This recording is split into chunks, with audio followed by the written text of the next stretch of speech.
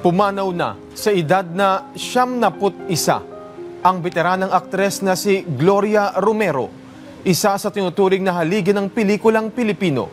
Yan ang sentro ng balita ni Renz Mayag.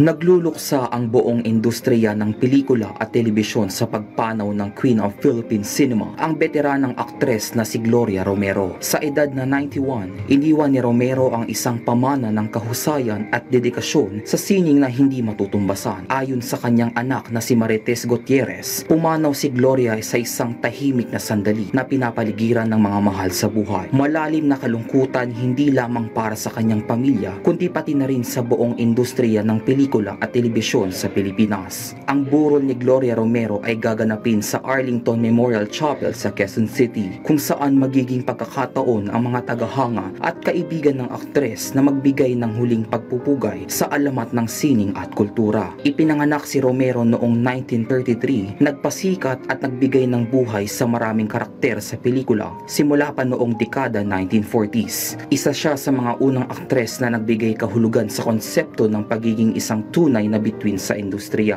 Ang kanyang mga pelikula tulad ng Tanging Yaman, Magnifico at Rainbow Sunset ay patuloy na binibigyan ng mataas sa pagkilala sa buong bansa. Habang ang mundo ng showbiz ay nagluluksa sa pagkawala ng isang icon, ang kanyang mga alaala at mga pelikulang iniwan ay magsisilbing ilaw para sa mga susunod na henerasyon ng mga artista at manonood. Isang pagpupugay sa nag-iisang reyna Gloria Romero. Salamat sa magandang alaala. Renz Mayag para sa Pambansang TV sa Bagong Pilipinas.